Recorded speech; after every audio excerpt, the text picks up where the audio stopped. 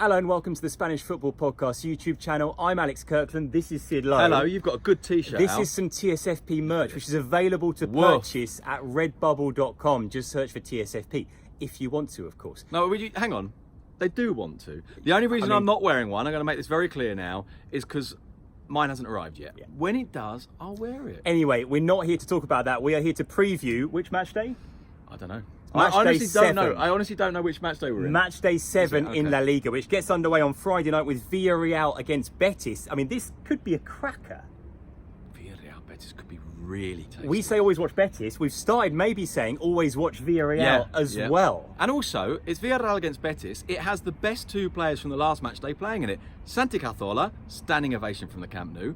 Joaquin Sanchez, standing ovation. I mean, from you could Benito say the Villamarín. best two players of the last 20 years, not just the last match day, but... Two lovely men. Saturday gets underway. The early game is Athletic Club against Valencia at San Mamés at 1 o'clock. That's quite big. I mean, it is potentially quite big. Athletic are not top anymore, but they use this phrase, and I don't know where it comes from, the English average, the media inglesa. They say, well, it's okay because you win at home and you draw away, and that's enough to win a league. Now, that might not be enough to win a league these days in this age of super clubs.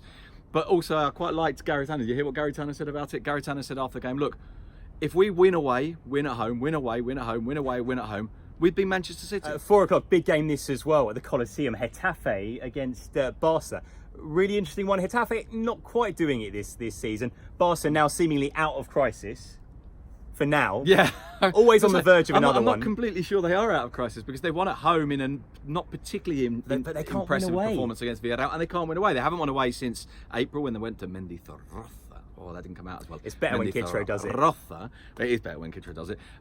Also, which Getafe turns up here, right? Because Getafe, the team that doesn't concede goals but doesn't really score any, suddenly the last two games, it's an aggregate score of 7-5. Bordalas' bad boys are no longer I quite like so it. bad. Yeah, they're now a little bit more. After that at 6:30, we've got Granada against Leganés. Leganés in desperate need of a win, but will they get it at Los Carmenes?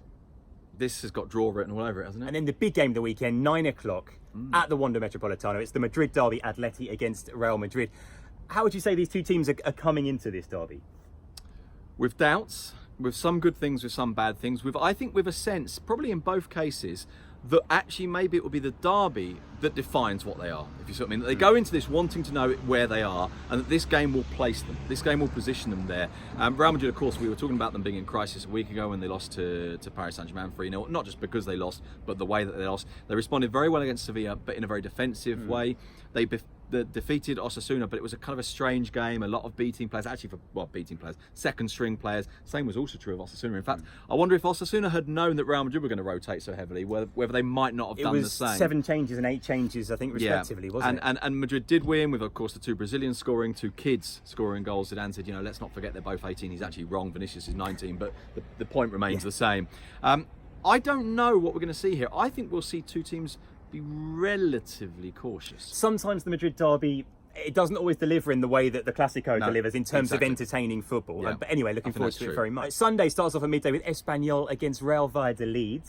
Not the game of the weekend. Sorry, Espanyol and Valladolid fans.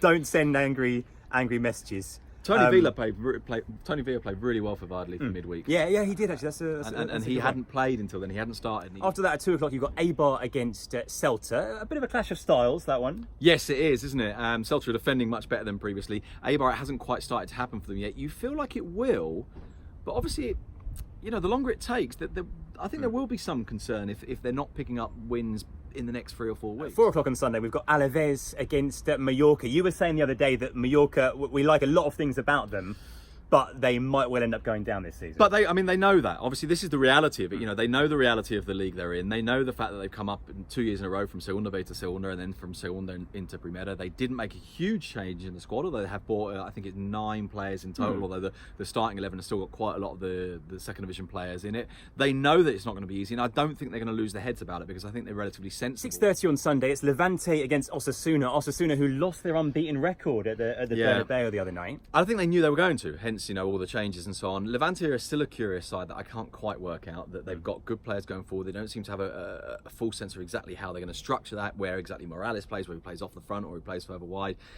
This actually could be reasonably good fun. Finally on Sunday, potentially maybe the game of the weekend, not in terms of the profile of the Madrid No, derby, but in terms of entertainment, which is what it's all about at the end of the day. And in Sevilla against Real Sociedad. In terms of two teams that quite likely are going to be competing with each other for the same objective, is a very Spanish Maybe way for of that putting it. fourth But spot. I think these are probably the two strongest candidates for fourth spot at the end of the season. La Real were beaten obviously by Athletic Bilbao. Apart from that, they haven't been beaten at all. Atletico top, unbeaten. They are a team, I think, who treat the ball really well. They've got really nice. Treat that's that ball very with Spanish. love and care and caress attention. One of the things they've done, I think, this year, which maybe they haven't had in the past, is they've started to cut through teams a lot quicker. They're a bit more incisive. And while this sounds like a total contradiction in terms, they're very good at playing counterattacks from the back.